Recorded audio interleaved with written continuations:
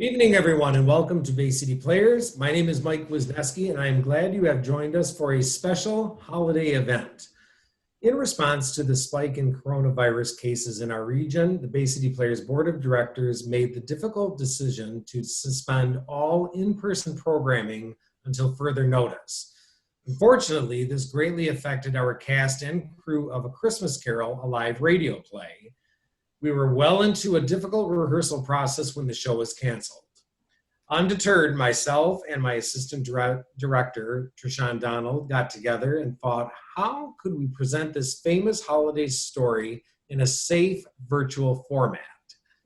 We presented the idea to our cast, and here we are bringing you the story of Scrooge and the rich characters of the Charles Dickens novella to life.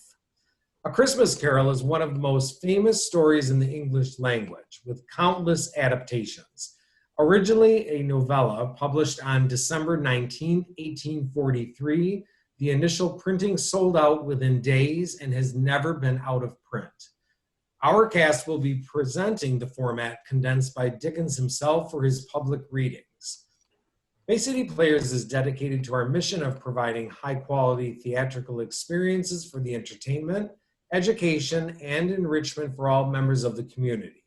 The show must go on, but virtually. So if you enjoyed tonight's virtual performance brought to you by the original cast, please consider donating to Bay City Players by going to our Facebook page or website, click the donate button. Any amount you give is greatly appreciated. Now, when I say original cast, the faces you are seeing are actors who rehearsed, memorized lines, cleared their schedules for the show, but never had a chance to perform it live. I would like to introduce them now. Cast, when I give your name, please give a wave to the audience. Let them know where you are from and something interesting. Tim Maughtew. Hi, I'm Tim Maughtew, and I live in Saginaw, and I thank you all very much for coming to watch us. And you all have a very Merry Christmas and a Happy New Year. And hopefully soon you'll be able to see us live and in person on the Bay City Player stage. Thank you very much. Tim Simons. Hi, Brightyn, Michigan.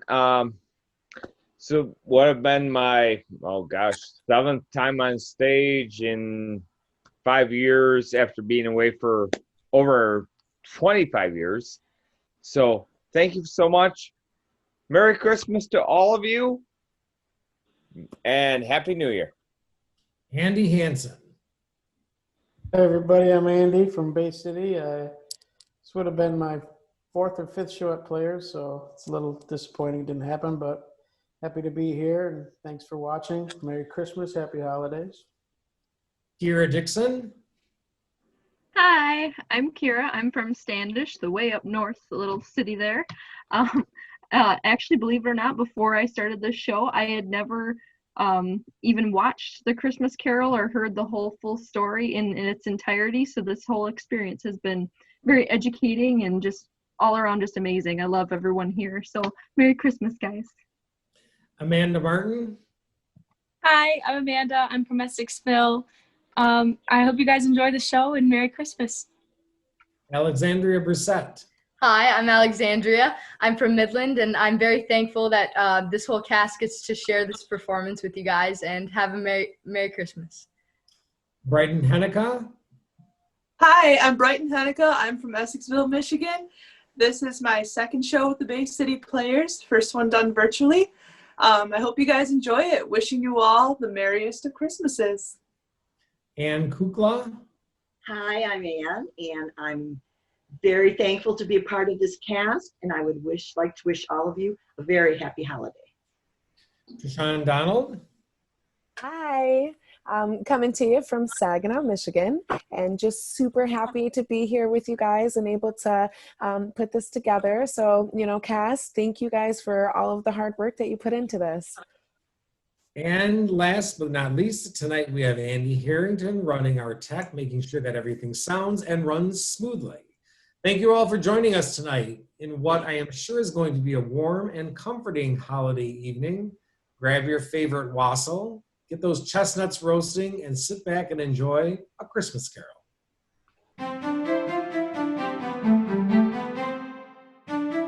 Christmas Carol by Charles Dickens.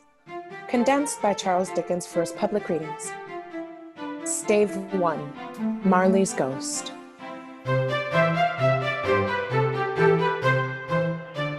Marley was dead to begin with. There's no doubt whatever about that. The register of his burial was signed by the clergyman, the clerk, the undertaker, and the chief mourner.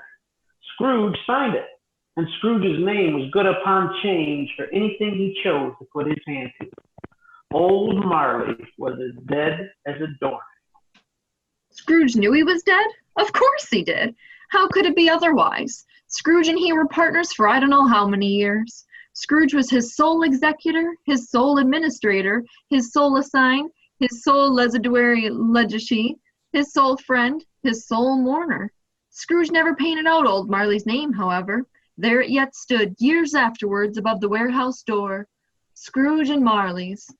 The firm was known as Scrooge and Marley. Sometimes people new to the business called Scrooge, and sometimes Marley. He answered to both names. It was all the same to him.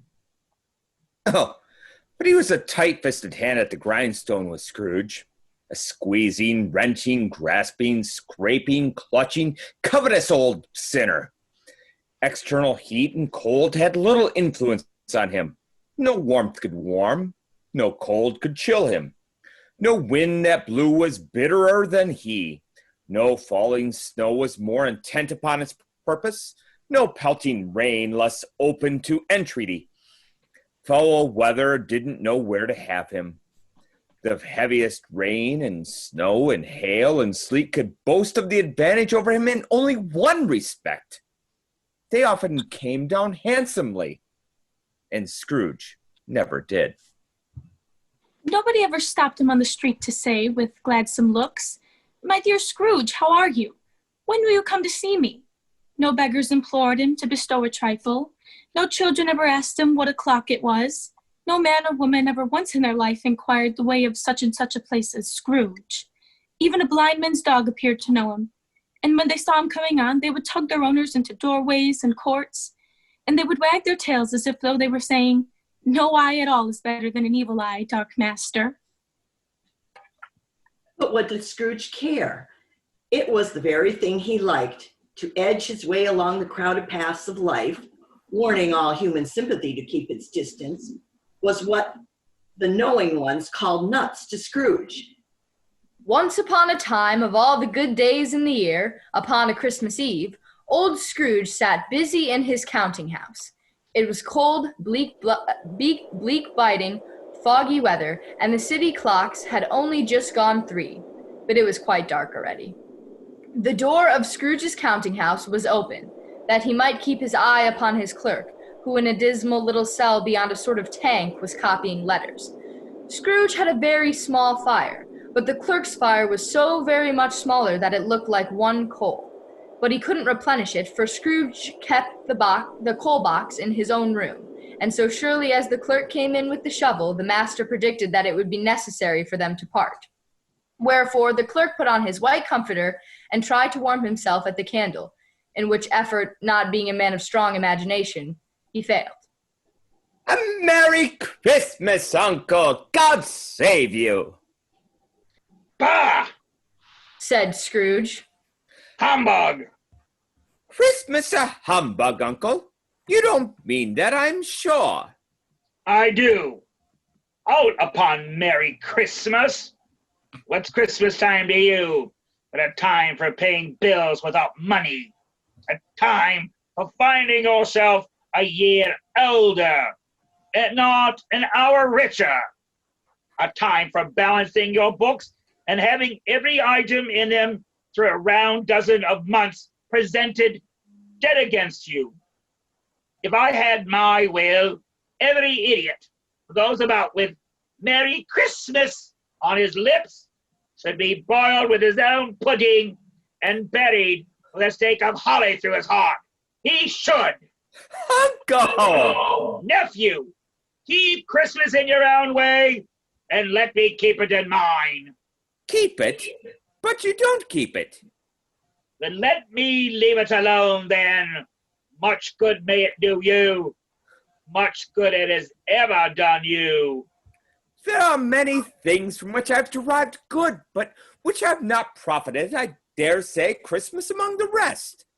But I am sure I've always thought of Christmas time when it has come around, apart from the veneration due to its sacred origin, if anything belonging to it called apart from that, as a good time, a kind, forgiving, charitable, pleasant time. The only time I know of in the long calendar of the year when men and women seem by one consent to open their shut-up hearts freely and to think of people below them as if they were really fellow passengers to the grave, and not another race of creatures bound on other journeys. And therefore, Uncle, though it has never put a scrap of gold or silver in my pocket, I believe it has done me good and will do me good. And I say, God bless it. The clerk in the tank involuntarily applauded. Let me hear another sound from you, said Scrooge. And you'll keep your Christmas by losing your situation. You're quite a powerful speaker, sir, he added, turning to his nephew. I wonder you don't go into Parliament. Don't be angry, Uncle. Come, dine with us tomorrow. Scrooge said that he would see him. Yes, indeed he did. He went the whole extra length of the expression and said that he would see him in the extremity first. But why? Cried Scrooge's nephew. Why? Why did you get married? Because I fell in love. Because you fell in love. Growled Scrooge, as if it were the only one thing in the world more ridiculous than a Merry Christmas. Good afternoon. Nay, Uncle, but you never came to see me before that happened. Why give it as a reason for not coming now? Good afternoon. I want nothing from you. I ask nothing of you. Why cannot we be friends? Good afternoon. I'm sorry with all my heart to find you so resolute. We've never had any quarrel to which I've been a party, but I've made the trial in homage to Christmas, and I'll keep my Christmas humor to the last. So, a Merry Christmas, Uncle. Good afternoon. And a Happy New Year. Good afternoon. His nephew left the room without an angry word, notwithstanding. The clerk, in letting Scrooge's nephew out, had let 2 other people in. They were portly gentlemen, pleasant to behold, and now stood with their hats off in Scrooge's office. They had books and papers in their hands and bowed to him. Scrooge and Marley's, I believe, said one of the gentlemen, referring to his list. Have I the pleasure of addressing Mr. Scrooge or Mr. Marley? Mr. Marley has been dead these 7 years. He died 7 years ago, this very night. Well, at this festive season of the year, Mr. Scrooge, said the gentleman, taking up a pen, it is more than usually desirable that we should make some slight provision for the poor and destitute, who suffer greatly at present time. Many thousands are in want of common necessities. Hundreds of thousands are in want of common comfort, sir. Are there no prisons? Plenty of prisons, but under the impression that they scarcely furnish Christian cheer of mind or body to the unoffending multitude, a few of us are endeavoring to raise a fund to buy the poor some meat and drink and means of warmth. We choose this time because it is a time of all others when want is keenly felt and abundance rejoices. What shall I put you down for? Nothing. Oh, you wish to be anonymous? I wish to be left alone. Since you asked me what I wish, gentlemen, this is my answer. I don't make merry myself at Christmas, and I can't afford to make idle people merry. I help to support the prisons and the workhouses. They cost enough, and those who are badly off must go there. Many can't go there, and many would rather die. If they would rather die, well, they'd better do it and decrease the surplus population. At length the hour of shutting up the counting house arrived. With an ill will, Scrooge, dismounting from his stool, tacitly admitted the fact to the expectant clerk in the tank, who instantly snuffed his candle out and put on his hat. You want all day tomorrow, I suppose. It's quite convenient, sir. It is not convenient, and it's not fair. If I was to stop £0.50 for it, you think yourself mightily ill-used, I'll be bound. Yes, sir. And yet, you think me ill-used when I pay a day's wages for no work? It's only once a year, sir. A poor excuse for picking a man's pocket every 25th of December. But I suppose you must have the whole day. We'll be here all the earlier next morning. The clerk promised that he would, and Scrooge walked out with a growl.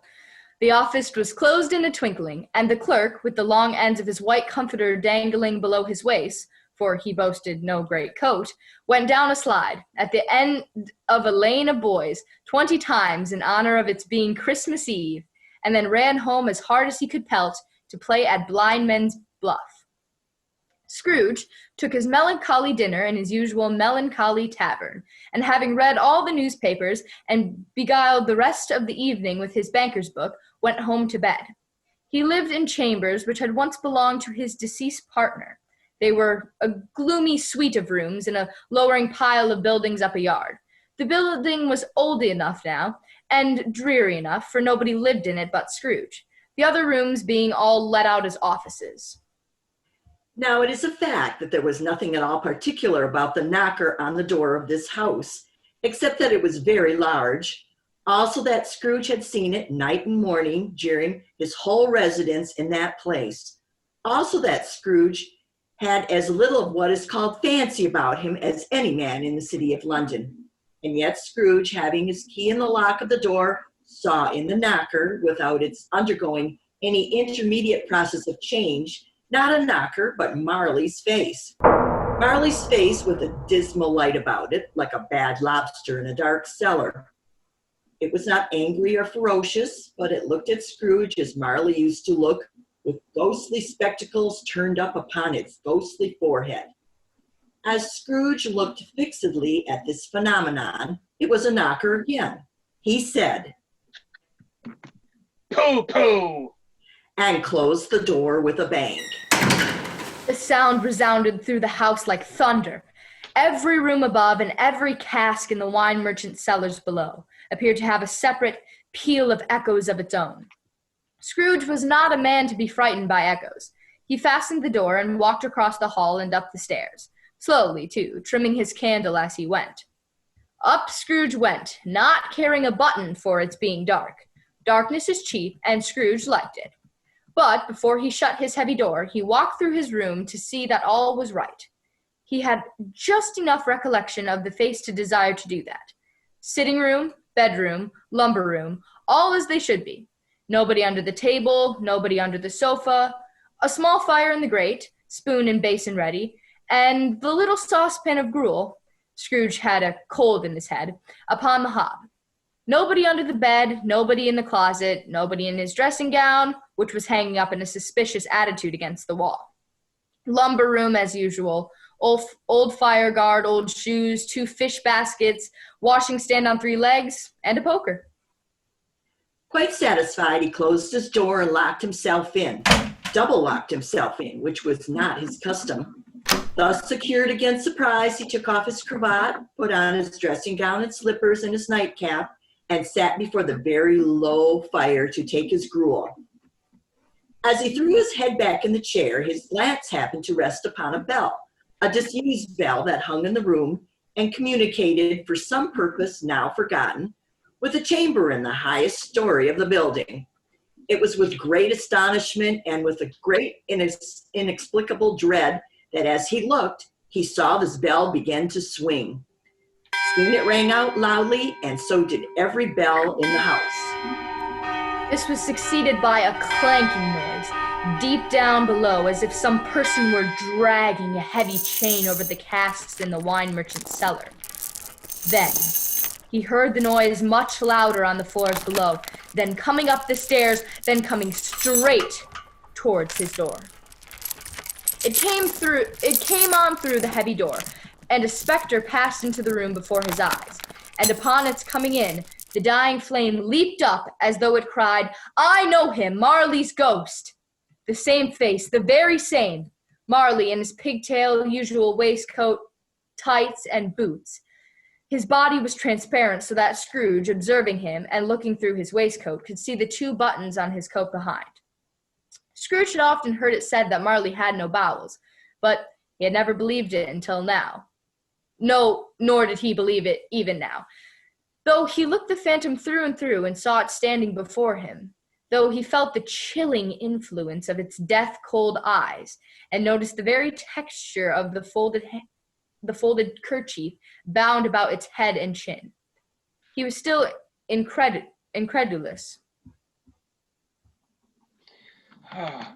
How now? Said Scrooge, caustic and cold as ever. What do you want with me? Much. Marley's voice, no doubt about it. Who are you? Ask me who I was. Who are you then? In life, I was your partner, Jacob Marley. Can you sit down? I can. Well, do it then. Scrooge asked the question because he didn't know whether a ghost so transparent might find himself in a condition to take a chair, and felt that in the event of it being impossible, it might involve the necessity of an embarrassing explanation. But the ghost sat down on the opposite side of the fireplace as if he were quite used to it. You don't believe in me. I don't. What evidence would you have of my reality beyond that of your senses? I don't know. Why do you doubt your senses? Because a little thing affects them. A slight disorder of the stomach makes them cheats. You may be an undigested bit of beef, a blot of mustard, a crumb of cheese, a fragment of an underdone potato. There's more of gravy than of grave about you, whatever you are. Scrooge was not much in the habit of cracking jokes, nor did he feel in his heart by any means waggish then. The truth is that he tried to be smart, as a means of distracting his own attention and keeping down his horror. But how much greater was his horror when the phantom, taking off the bandage round its head as if it were too warm to wear indoors, its lower jaw dropped down upon its breast. Mercy! Dreadful apparition! Why do you trouble me? Why do spirits walk the earth, and why do they come to me? It is required of every man that the spirit within him should walk abroad among his fellow men and travel far and wide. And if that spirit goes not forth in life, it is condemned to do so after death. I cannot tell you all I would. A very little more is permitted to me. I cannot rest. I cannot stay. I cannot linger anywhere. My spirit never walked beyond our counting house. Mark me! In life, my spirit never roamed beyond the narrow limits of our money-changing hall, and weary journeys lie before me. 7 years dead? And traveling all the time? You travel fast? On the wings of the wind. You might have got over a great quantity of ground in 7 years. Oh, blind man, not to know the ages of incessant labor my immortal creatures for this earth must pass into eternity before the good of which it's susceptible is all developed.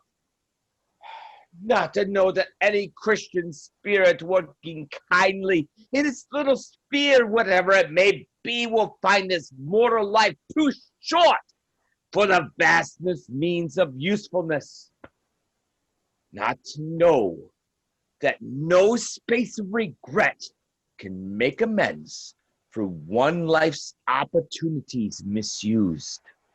Yet, I was like this man. I once was like this man. But you were always a good man of business, Jacob. Faltered Scrooge, who now began to apply this to himself.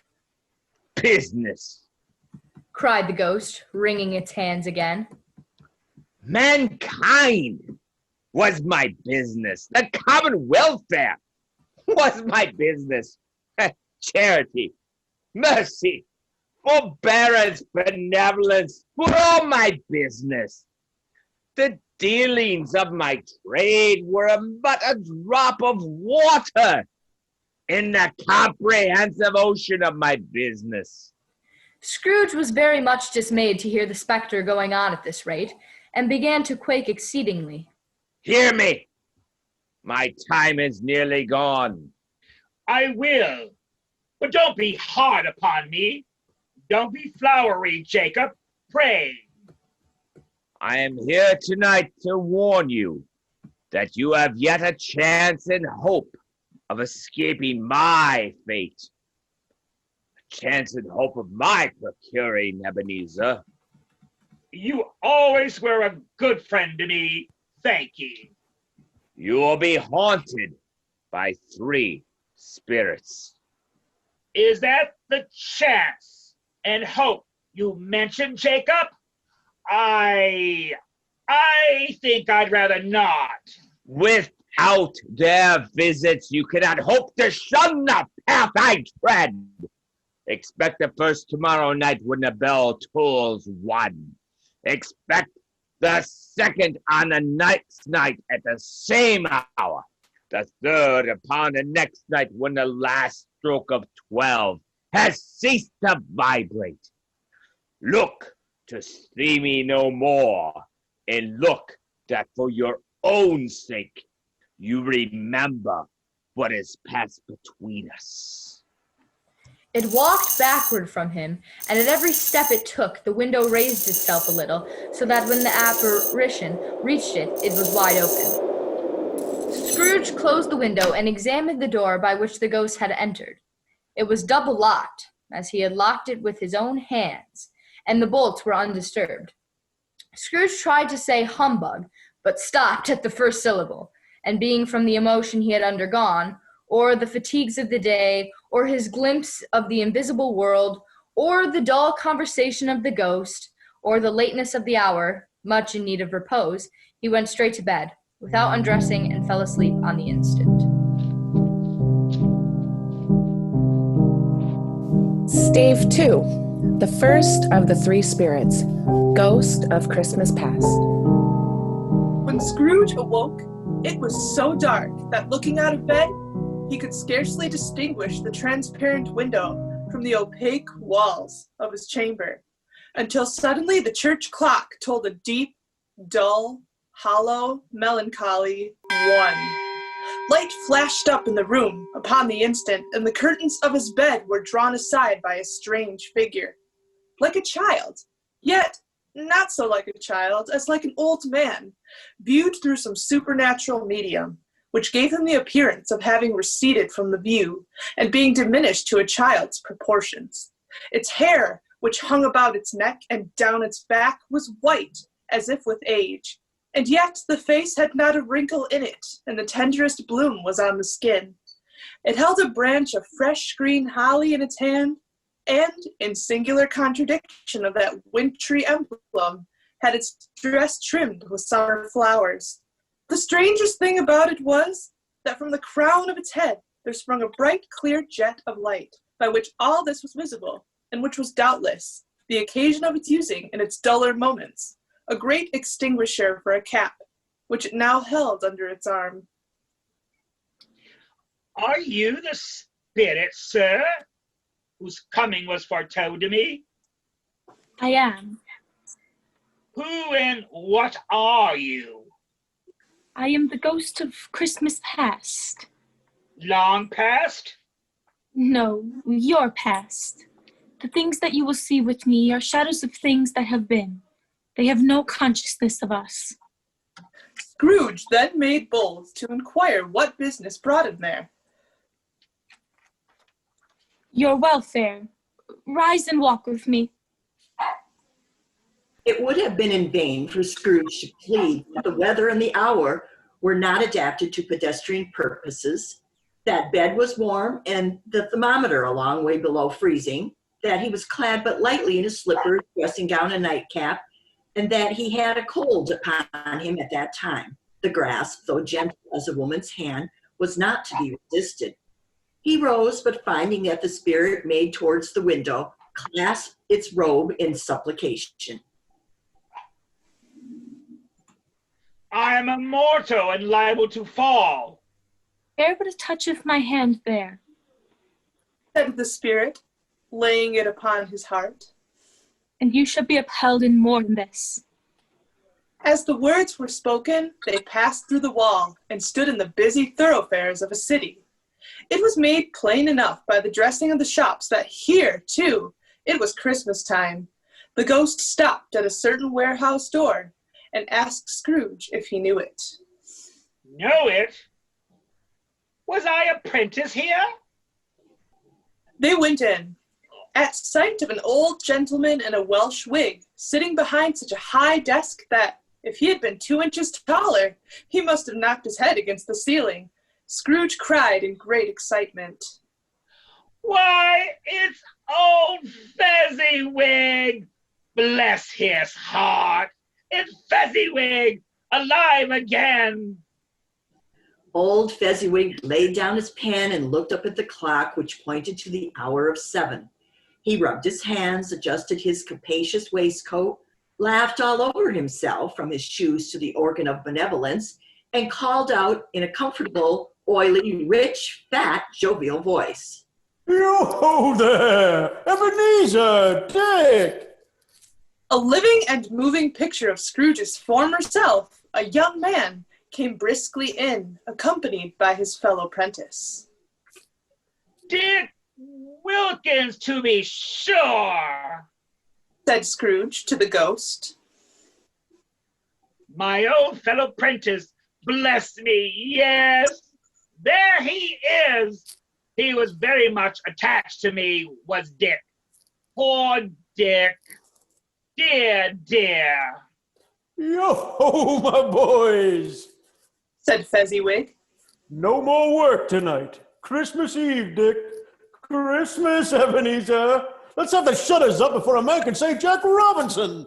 Clear away, my lads. Let's have lots of room here. Clear away. There was nothing they wouldn't have cleared away or couldn't have cleared away. With old Fezziwig looking on, it was done in a minute.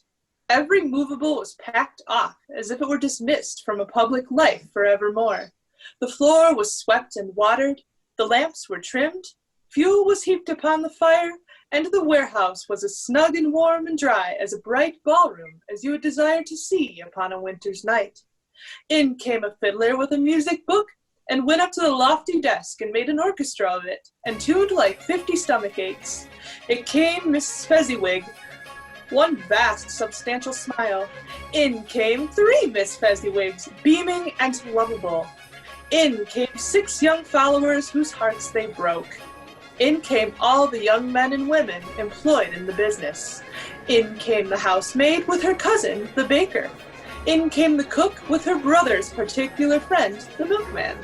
In they all came, one after another, some shyly, some boldly, some gracefully, some awkwardly, some pushing, some pulling. In they all came, anyhow and everyhow. Away they all went, 20 couple at once, hands half round and back again the other way, down the middle and up again, round and round in various stages of affectionate grouping. Old top couple always turning up in the wrong place. New top couple starting off again as soon as they got there. All top couples at last, and not a bottom one to help them. When this result was brought about, old Fezziwig, clapping his hands to stop the dance, cried out, Well done. And the fiddler plunged his hot face into a pot of porter especially provided for that purpose. There were more dances, and there were forfeits, and more dances, and there was cake, and there was negus, and there was a great piece of cold roast, and there was a great piece of cold boiled, and there were mincemeat pies and plenty of beer. But the great effect of the evening came after the roast and boiled, when the fiddler struck up a Sir Roger de Coverley Fezziwig ball. Then old Fezziwig stood out to dance with Mrs. Fezziwig. Top couple, too, with a good stiff piece of work cut out for them. 3 or 4 and 20 pairs of partners, people who were not to be trifled with, people who would dance and had no notion of walking. But if they had been twice as many, 4 times, old Fezziwig would have been a match for them, and so would Mrs. Fezziwig. As to her, she was worthy to be his partner in every sense of the term. A positive light appeared to issue from Fezziwig's calves. They shone in every part of the dance. You could have predicted at any given time what would become of them next.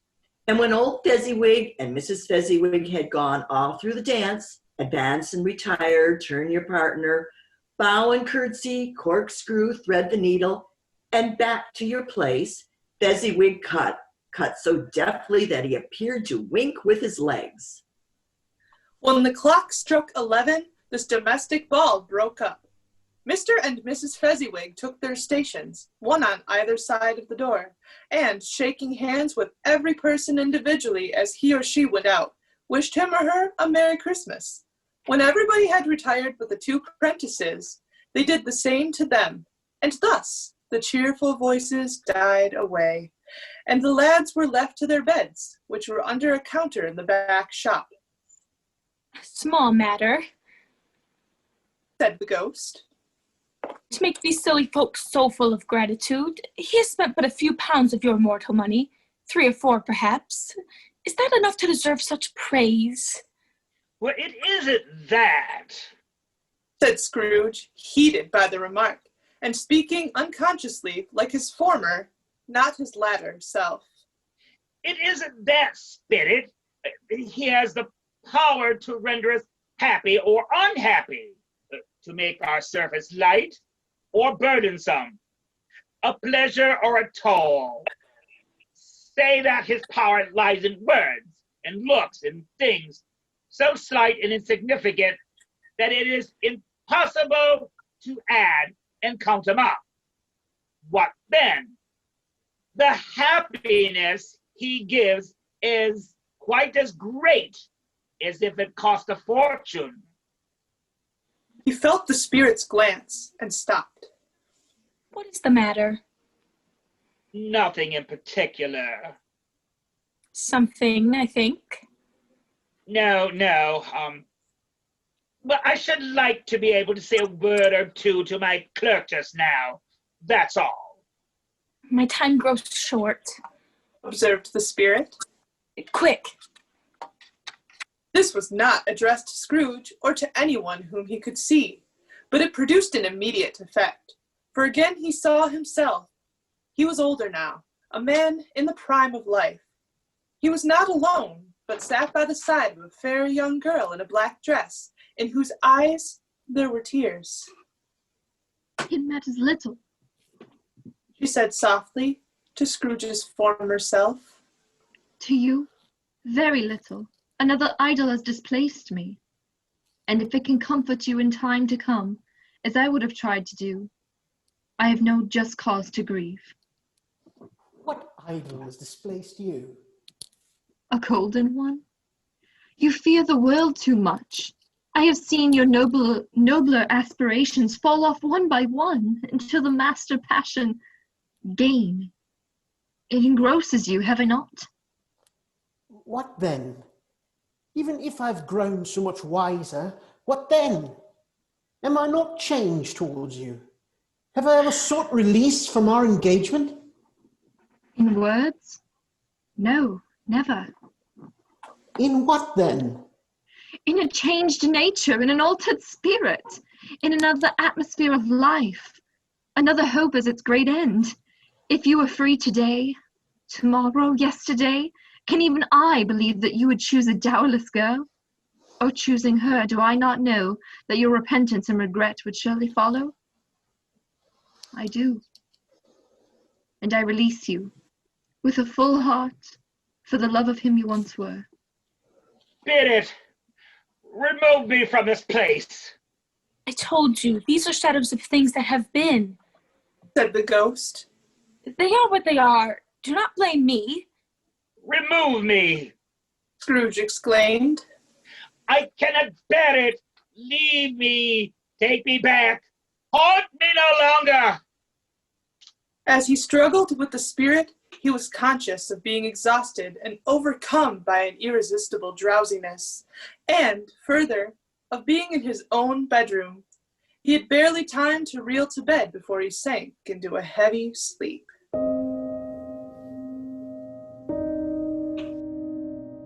Stave 3, the second of the three spirits. Scrooge awoke in his bedroom. There was no doubt about that. But it and his own adjoining sitting room, into which he shuffled in his slippers, attracted by a great light there, had undergone a surprising transformation.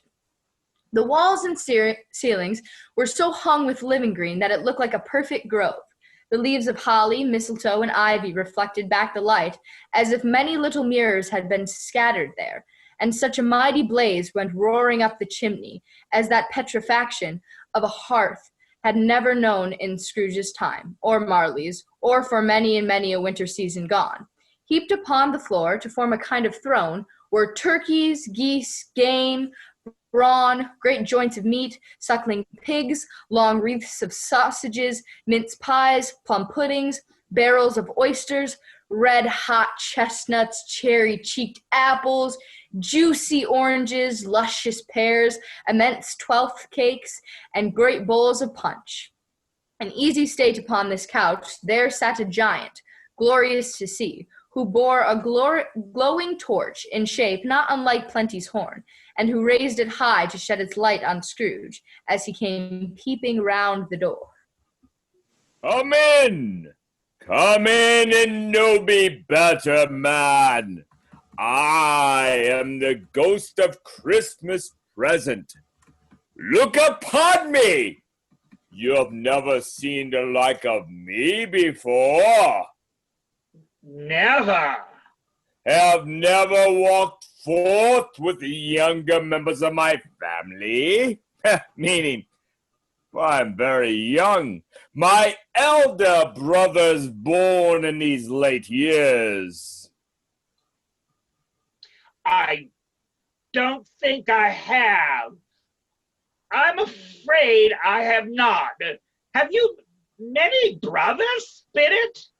More than 1,800. A tremendous family to provide for, Spirit. Conduct me where you will.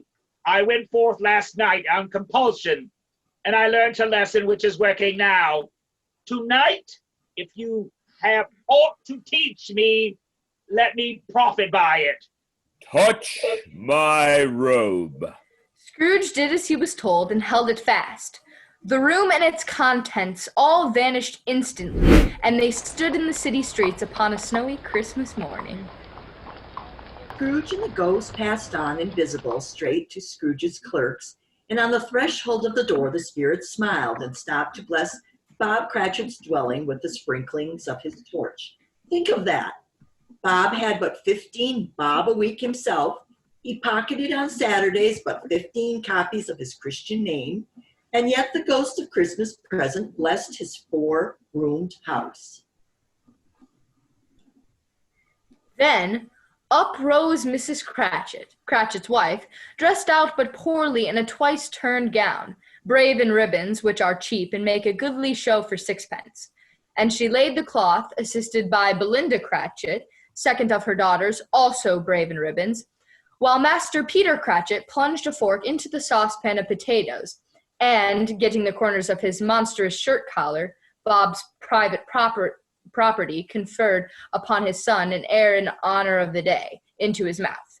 Rejoiced to find himself so gallantly attired, and yearned to show his linen in the fashionable park.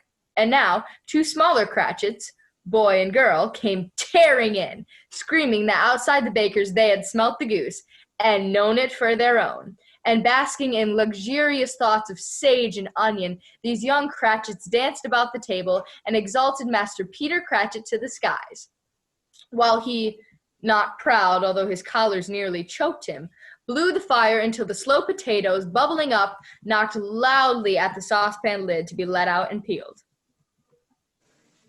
"What has ever got your precious father, then?"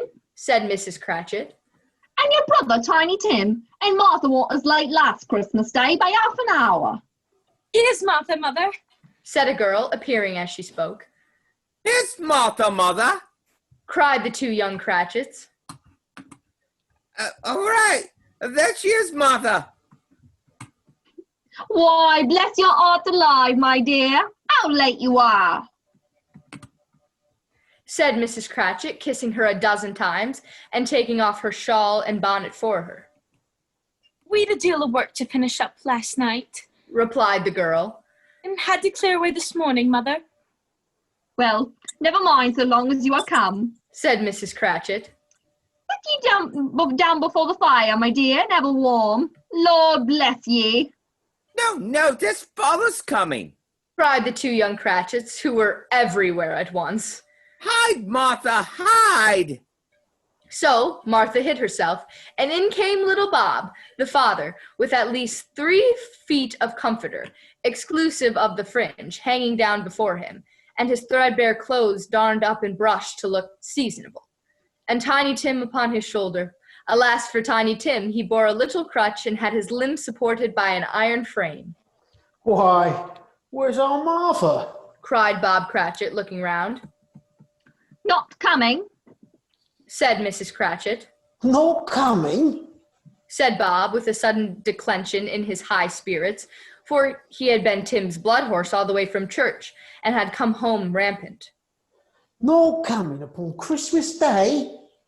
Martha didn't like to seem disappointed, if it were only in joke, so she came out prematurely from behind the closet door and ran into his arms, while the 2 young Cratchits hustled Tiny Tim and bore him off to the wash-house that he might hear the pudding singing in the copper.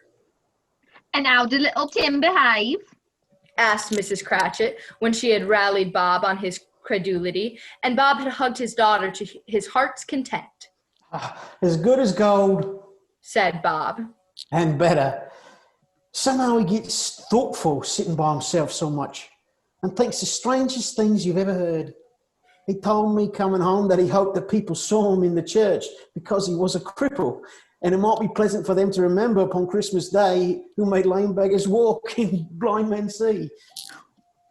Bob's voice was tremulous when he told them this, and trembled more when he said that Tiny Tim was growing strong and hearty.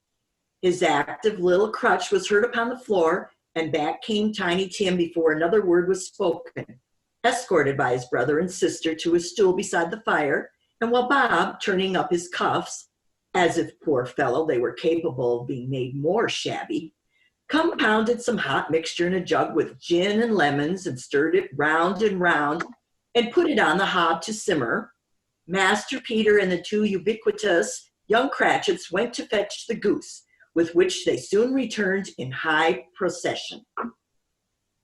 Mrs. Cratchit made the gravy, ready beforehand in a little saucepan, hissing hot.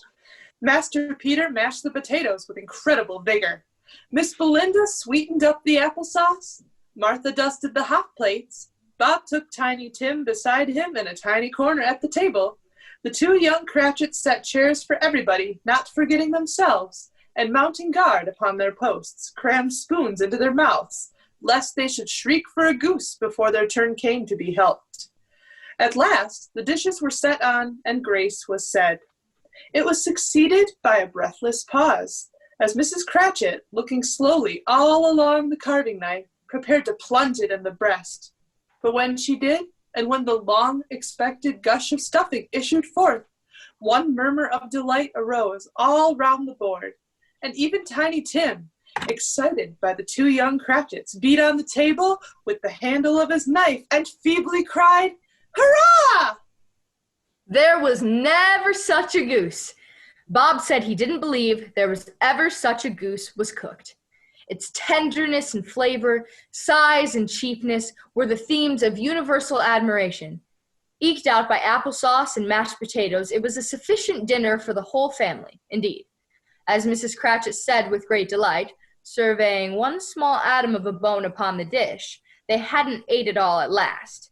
Yet everyone had had enough, and the youngest Cratchits in particular were steeped in sage and onion to the eyebrows. But now, the plates being changed by Miss Belinda, Miss Cratchit left the room alone, too nervous to bear witnesses, to take the pudding up and bring it in. Suppose it should not be done enough?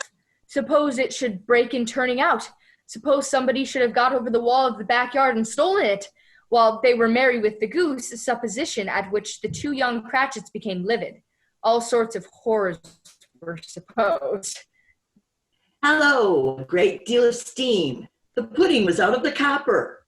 A smell like a wash day. That was the cloth. A smell like an eating house and a pastry cook's next door to each other, with the laundresses next door to that. That was the pudding. In half a minute, Mrs. Cratchit entered, flushed but smiling proudly, with the pudding like a speckled cannonball so hard and firm, blazing in half a quartern of ignited brandy and bedight with Christmas holly stuck into the top. "Oh, a wonderful pudding," Bob Cratchit said, and calmly, too, that he regarded it as the greatest success achieved by Mrs. Cratchit since their marriage. Mrs. Cratchit said that now the weight was off her mind. She would confess that she had had her doubts about the quantity of flour. Everybody had something to say about it, but nobody said or thought it was all a small pudding for a large family. Any Cratchit would have blushed to hint at such a thing. At last the dinner was all done. The cloth was cleared, the hearth swept, and the fire made up. The compound and the jug being tasted and considered perfect. Apples and oranges were put upon the table, and a shovelful of chestnuts on the fire. Then all the Cratchit family drew round the hearth, in what Bob Cratchit called a circle, and at Bob Cratchit's elbow stood the family display of glass, 2 tumblers and a custard cup without a handle. These held the hot stuff from the jug, however, as well as golden goblets would have done, and Bob served it out with beaming looks, while the chestnuts on the fire sputtered and crackled noisily.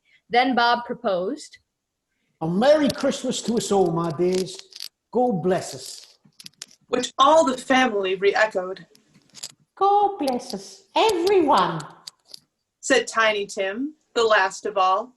He sat very close to his father's side upon his little stool. Bob held his withered little hand in his, as if he loved the child and wished to keep him by his side and dreaded that he might be taken from him. Scrooge raised his head speedily on hearing his own name. "Mr. Scrooge," said Bob. "I'll give you Mr. Scrooge, the founder of the feast."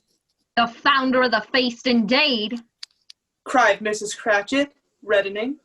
I wish I had him here. I'd give him a piece of my mind to feast upon, and I hope he'd have a good appetite for it. "My dear," said Bob. "The children, Christmas Day?" It should be Christmas Day, I am sure, said she. on which one drinks the health of such an odious, stingy, odd, unfeeling man as Mr. Scrooge. You know he is, Robert. Nobody knows it better than you do, poor fellow. "My dear," was Bob's mild answer. "Christmas Day?" I'll drink his health for your sake and the day's, said Mrs. Cratchit. Not for his. Long life to him, a Merry Christmas and a Happy New Year. He'll be very merry and very happy, I have no doubt. The children drank the toast after her. It was the first of their proceedings which had no heartiness in it. Tiny Tim drank it last of all, but he didn't care 2 pence for it. Scrooge was the ogre of the family. The mention of his name cast a dark shadow on the party, which was not dispelled for full 5 minutes. After it had passed away, They were 10 times merrier than before, from the mere relief of Scrooge, the baleful being done with. Bob Cratchit told them how he had a situation in his eye for Master Peter, which would bring in, if obtained, full 5 and 6 pence weekly.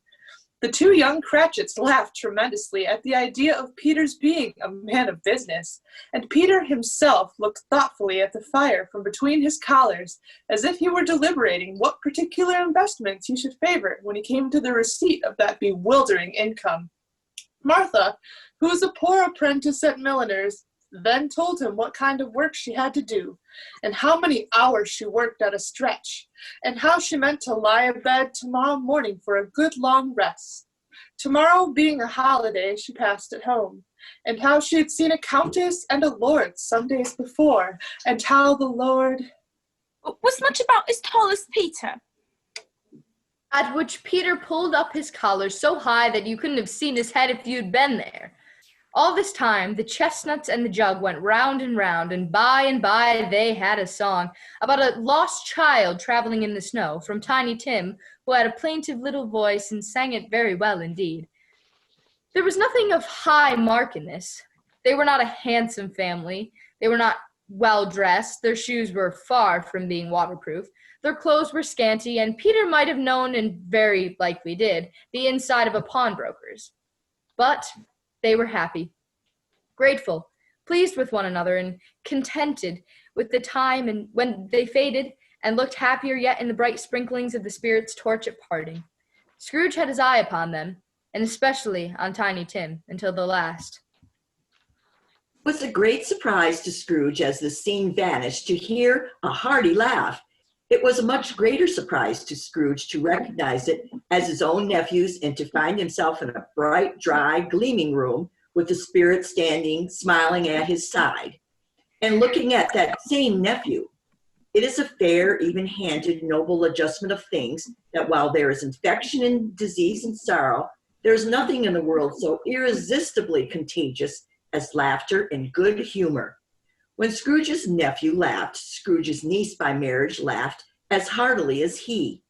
And they assembled friends, being not a bit behindhand, laughed out lustily. He said that Christmas is a humbug as I live. cried Scrooge's nephew. He believed it too. More shame for him, Fred, said Scrooge's niece indignantly. Bless those women. They never do anything by halves. They're always in earnest. She was very pretty, exceedingly pretty, with a dimpled, surprised-looking capital face, a ripple little mouth that seemed to be made to be kissed, as no doubt it was, all kinds of good little dots about her chin that melted into one another when she laughed, and the sunniest pair of eyes you ever saw in any little creature's head. Altogether, she was what you would have called provoking, but satisfactory, too. Oh, perfectly satisfactory. He's a comical old fellow, said Scrooge's nephew. That's the truth. And not so pleasant as he might be, however. His offenses carry his own punishment, and I have nothing to say against him. Who suffers by his ill whims? Himself, always. He takes it in his head to dislike us, and he won't come and dine with us. What's the consequence? He doesn't lose much of a dinner. Indeed, I think he loses a very good dinner, interrupted Scrooge's niece. Everybody else said the same, and they must be allowed to be competent judges because they had just had dinner, and, with the dessert upon the table, were clustered round the fire by lamplight. Well, I'm very glad to hear it, said Scrooge's nephew. Because I haven't any great faith in these young housekeepers. What do you say, Topper? Topper clearly had his eye on one of Scrooge's niece's sisters, for he answered that a bachelor was a wretched outcast who had no right to express an opinion on the subject. Whereat Scrooge's niece's sister, the plump one with the lace tucker, not the one with the roses, blushed. After tea, they had some music, for they were a musical family and knew what they were about when they sung a glee or catch. I can assure you, especially Topper, who could growl away in the base like a good one, and never swell the large veins in his forehead or get red in the face over it. But they didn't devote the whole evening to music. After a while, they played at forfeits.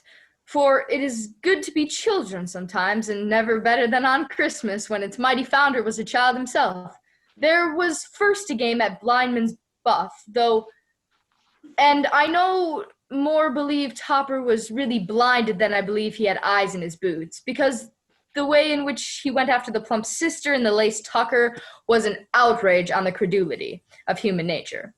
Knocking down the fire irons, tumbling over the chairs, bumping up against the piano, smothering himself among the curtains, wherever she went, there went he. He always knew where the plump sister was. He wouldn't catch anybody else. If you had fallen up against him, as some of them did, and stood there, he would have made a feint of endeavoring to seize you, which would have been in reply to affront to your understanding and would instantly have sidled off in the direction of the plump sister. Here is a new game, said Scrooge. 1/2 hour. Spit it, only one. It was a game called Yes and No, where Scrooge's nephew had to think of something, and the rest must find out what, he only answering to their questions yes or no, as the case was. The fire of questioning to which he was exposed elicited from him that he was thinking of an animal, a live animal, rather a disagreeable animal, a savage animal, an animal that growled and grunted sometimes, and talked sometimes, and lived in London, and walked about the streets, and wasn't made a show of, and wasn't led by anybody, and didn't live in a menagerie, and was never killed in a market, and was not a horse, or an ass, or a cow, or a bull, or a tiger, or a dog, or a pig, or a cat, or a bear. At every new question put to him, this nephew burst into a fresh roar of laughter, and was so inexpressibly tickled that he was obliged to get up off the sofa and stand. At last, the plump sister cried out, I have found it out! I know what it is, Fred! I know what it is! What is it? cried Fred.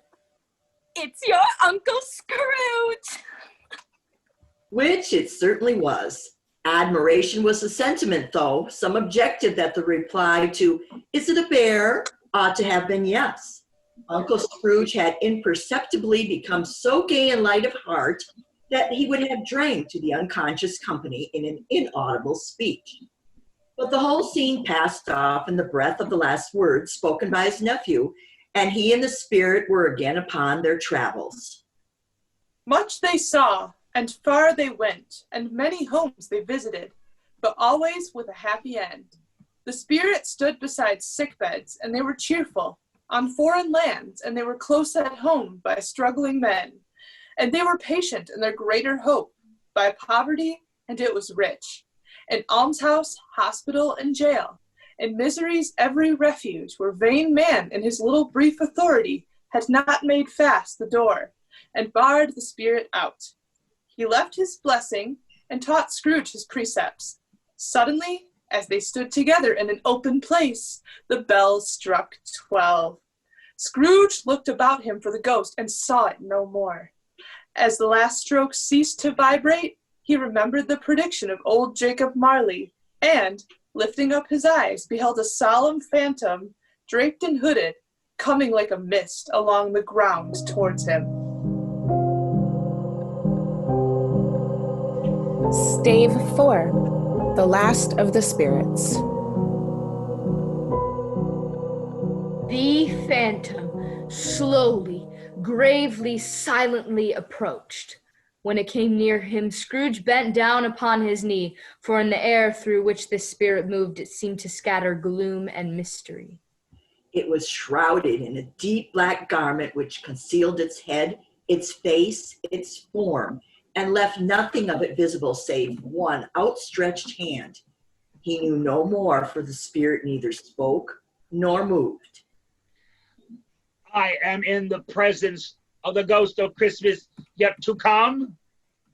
Ghost of the future, I feel you more than any specter I have seen. But as I know your purpose is to do me good, and as I hope to live to be another man from what I was, I am prepared to bear your company and do it with a thankful heart. Will you not speak to me? It gave him no reply. The hand was pointed straight before them. Lead on, lead on. The night is waning fast, and it is precious time to me, I know. Lead on, spirit. They scarcely seemed to enter the city, for the city rather seemed to spring up about them. But there they were in the heart of it, on change amongst the merchants. The spirit stopped beside one little knot of businessmen. Observing that the hand was pointed to them, Scrooge advanced to listen to their talk. Oh, Said a great fat man with a monstrous chin. I don't know much about it either way. I only know that he is dead. When did he die? Inquired another. Last night, I believe. Why? What was the matter with him? I thought he'd never die. God knows, Said the first with a yawn. What's he done with his money? Asked a red-faced gentleman. I haven't heard. Said the man with the large chin. Company, perhaps. He hasn't left it to me, that's all I know. Bye-bye. Scrooge was at first inclined to be surprised that the spirit should attach importance to the conversation, apparently so trivial, but feeling assured that it must have had some hidden purpose, he set himself to consider what it was likely to be. It could scarcely be supposed to have any bearing on the death of Jacob, his old partner, for that was past, and this ghost's province was the future. He looked about in that very place for his own image, but another man stood in his accustomed corner. And though the clock pointed to his usual time of day for being there, he saw no likeliness of himself among the multitudes that poured in through the porch. It gave him little surprise, however, for he had been revolving in his mind a change of life, and had thought and hoped he saw his new-born resolutions carried out in this. They had left this busy scene and went into an obscure part of the town, to a low shop where iron, old rags, bottles, bones, and a greasy offal were bought. A gray-haired rascal of great age sat smoking his pipe. Scrooge and the Phantom came into the presence of this man, just as a woman with a heavy bundle slunk into the shop. But she had scarcely entered when another woman, similarly laden, came in too, and she was closely followed by a man in faded black. After a short period of blank astonishment in which the old man with the pipe had joined them, they all three burst into a laugh. Let the charwoman be first, cried she, who had entered first. Let the laundress alone be the second, and the undertaker's man to be the third. Look here, old Joe, here's a chance. If we haven't all three met here without meaning it. You couldn't have met in a better place. You were made free of it long ago, you know, and the other two ain't strangers. What have you got to sell? What have you got to sell? Have a minute's patience, Joe, and you shall see. What odds, then? What odds, Mrs. Dilber? Said the woman. Every person has a right to take care of themselves. He always did. Who's the worse for a loss of a few things like these? And not a dead man, I suppose. Mrs. Dilber, whose manner was remarkable for the general propitiation. No, indeed, ma'am. If he wanted to keep them after he was dead, wicked old screw, then why wasn't he natural in his lifetime? If he had been, he'd have had somebody to look after him when he was struck with death, instead of lying, gasping out his last there alone by himself. It's the truest word that was ever spoke. It's a judgment on him. I wish it was a little heavier judgment, and it should have been. You may depend upon it. I could have laid my hands on anything else. But open up my bundle, old Joe, and let me know the value of it. Speak out plain. I'm not afraid to be the first, nor am I afraid to let them see it. Joe went down on his knees for the greater convenience of opening the bundle, and dragged out a large and heavy roll of some dark stuff. What do you call this? Bed curtains? Ha! Bed curtains! Don't drop oil upon the blankets now. Is blankets? Who else's do you think? He isn't likely to take cold without them, I dare say. And you may look through that shirt till your eyes ache, but you won't find a single hole in it. Nor a threadbare place. It's the best he had, and a fine one, too. They'd have wasted it by dressing him up in it, if it hadn't have been for me. Scrooge listened to this dialogue in horror. Oh, spit it! I see. The case of this unhappy man might be my own. My life tends that way now. Merciful heaven! What is this? The scene had changed, and now he almost touched a bare, uncurtained bed. A pale light rising in the outer air fell straight upon this bed, and on it, unwatched, unwept, uncared for, was the body of this plundered, unknown man. Spit it! Let me see some tenderness. Connect it with the death. Oh, this dark chamber, spit it, will be forever present to me. The ghost conducted him to poor Bob Cratchit's house, the dwelling he had visited before, and found the mother and the children seated round the fire. Quiet, very quiet. The noisy little Cratchits were as still as statues in one corner and sat looking up at Peter, who had a book before him. The mother and her daughters were engaged in needlework, but surely they were very quiet. And he took a child and set him in the midst of them. Where had Scrooge heard those words? He had not dreamed them. The boy must have read them out as he and the spirit crossed the threshold. Why did he not go on? The mother laid her work upon the table and put her hand up to her face. The color hurts my eyes, she said. The color? Ah, poor Tiny Tim. They're better now again. It makes them weak by candlelight, and I wouldn't show weak eyes to your father when he comes home for the world. It must be near his time. I should rather, Peter answered, shutting up his book. But I think he has walked a little slower than he used to these last few evenings, Mother. I have known him to walk with... I have known him to walk with Tiny Tim upon his shoulder. Very fast indeed. And so have I, cried Peter. Often. So have I, exclaimed another. So had all. But he was very light to carry, and his father loved him so that it was no trouble. No trouble. And there was your father at the door. She hurried out to meet him, and little Bob and his comforter, he had need of it, poor fellow, came in. His tea was ready for him on the hob, and they all tried who should help him to it most. Then the two young Cratchits got upon his knees and laid each child a little cheek against his face, as if they said, "Don't mind it, father. Don't be grieved." Bob was very cheerful with them, and spoke pleasantly to all the family. He looked at the work upon the table and praised the industry and speed of Mrs. Cratchit and the girls. They would be done long before Sunday, he said. Sunday? You went today, then, Robert? Yes, my dear, returned Bob. I wish you could have gone. Would have done you good to see how green a place it is. But you'll see it often. I promised him that we'd walk there on a Sunday. My little child, my little child. He broke down all at once. He couldn't help it. If he could have helped it, he and his child would have been farther apart, perhaps, than they were. Spectre, said Scrooge. Something informs me that our parting moment is at hand. I know it, but I know not how.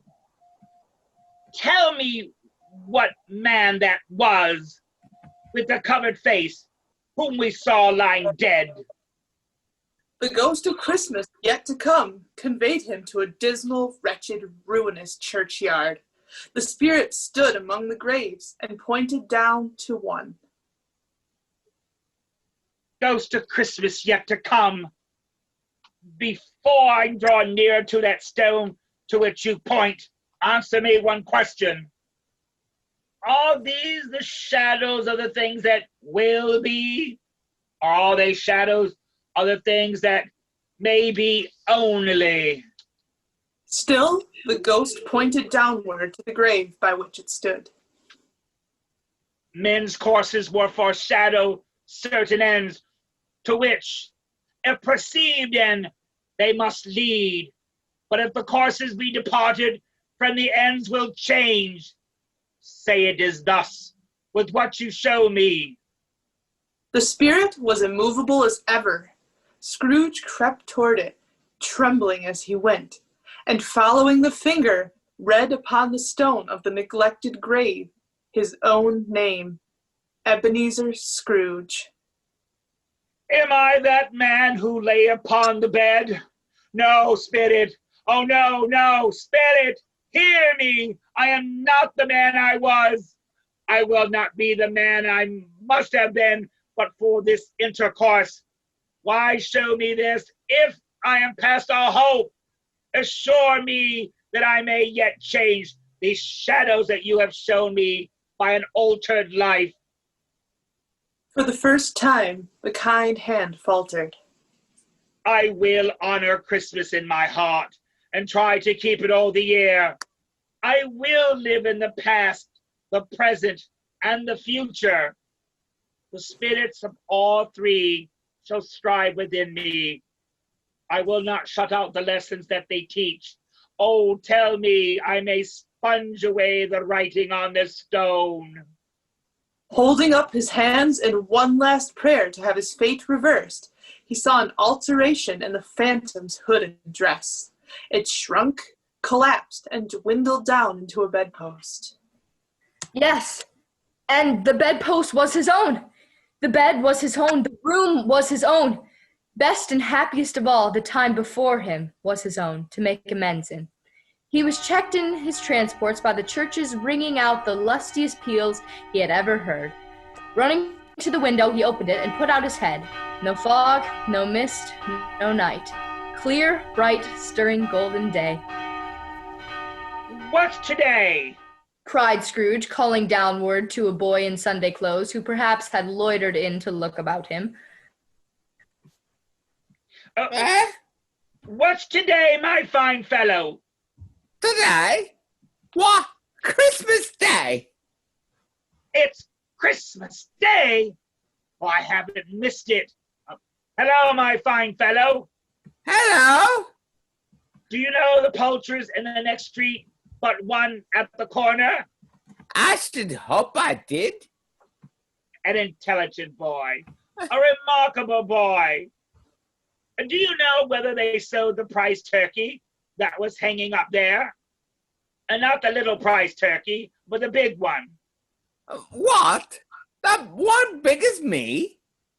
What a delightful boy. It's a pleasure to talk to him. Yes, my buck. Oh, it's hanging there now. Is it? Well, go and buy it. A book! Exclaimed the boy. No, I am in earnest. Go and buy it, and tell him to bring it here, that I may give him the direction where to take it. Now, come back with the man, and I'll give you a shilling. Come back with him in less than 5 minutes, and I'll give you half a crown. The boy was off like a shot. Send it, Bob Cratchit. He should know who gets it. It's be twice the size of Tiny Tim. Joe Miller never made such a joke as sending it to the Bobbers will be.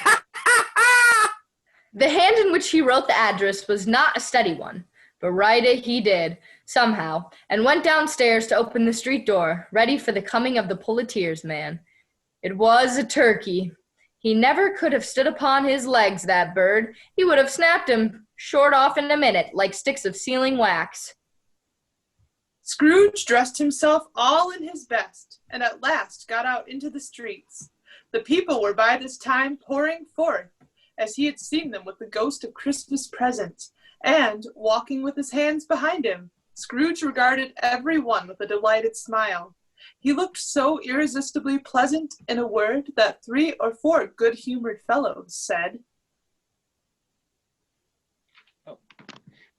Good morning, sir. A Merry Christmas to you. And Scrooge said often afterwards that of all the blithe sounds he had ever heard, these were the blithest in his ears. In the afternoon, he turned his steps towards his nephew's house. He passed the door a dozen times before he had the courage to go up and knock. But he made a dash, and he did it. Is your master at home, my dear? Said Scrooge to the girl. Nice girl, very. Yes, sir. Where is he, my love? He's in the dining room, sir, along with the mistress. Oh, he knows me, said Scrooge, with his hand already on the dining room lock. I'll go in here, my dear. Fred. Why, bless my soul, cried Fred. Who's that? It's I, your Uncle Scrooge. I have come to dinner. Will you let me in, Fred? Let him in! It is a mercy he didn't shake his arm off. He was at home in 5 minutes. Nothing could be heartier. His niece looked just the same. So did Topper when he came. So did the plump sister when she came. So did everyone when they came. Wonderful party, wonderful games, wonderful unanimity, wonderful happiness. But he was early at the office next morning. Oh, he was early there. If he could only be the first and catch Bob Cratchit coming late. That was the thing he had set his heart upon. And he did it. The clock struck 9. No Bob. A quarter past? No Bob. Bob was full 18 minutes and a half behind his time. Scrooge sat with his door wide open that he might see him come into the tank. Bob's hat was off before he opened the door. His comforter, too. He was on his stool in a jiffy, driving away with his pen as if he were trying to overtake 9 o'clock. Hello, growled Scrooge in his accustomed voice, as near as he could feign it. What do you mean by coming here at this time of day? I'm very sorry, sir. I am behind my time. You are. Yes, I think you are. Step this way, if you please. It's only once a year, sir. It shall not be repeated. I was making rather merry yesterday, sir. Now, I'll tell you what, my friend. I am not going to stand this sort of thing any longer. And therefore... Scrooge continued, leaping from his stool and giving Bob such a dig in the waistcoat that he staggered back into the tank again. And therefore, I am about to raise your salary. Bob trembled and got a little nearer to the ruler. A Merry Christmas, Bob, said Scrooge with an earnestness that could not be mistaken as he clapped him on the back. A Merry Christmas, Bob, my good fellow, than I have given you for many a year. I'll raise your salary and endeavor to assist your struggling family, and we will discuss your affairs this very afternoon over a Christmas bowl of smoking bishop, Bob. Make up the fires and buy a second coal to scuttle before you dot another I, Bob Cratchit. Scrooge was better than his word. He did it all, and infinitely more. And to Tiny Tim, who did not die, he was a second father. He became as good a friend, as good a master, and as good a man as the good old city knew, or that any other good old city, town, or borough in the good old world. Some people laughed to see the alteration in him, but his own heart laughed, and that was quite enough for him. He had no further intercourse with spirits, but lived in that respect upon the total abstinence principle ever afterward. And it was always said of him that he knew how to keep Christmas well, if any man alive possessed the knowledge. May that be truly said of us, and all of us. And so, as Tiny Tim observed, God bless us, everyone. The end.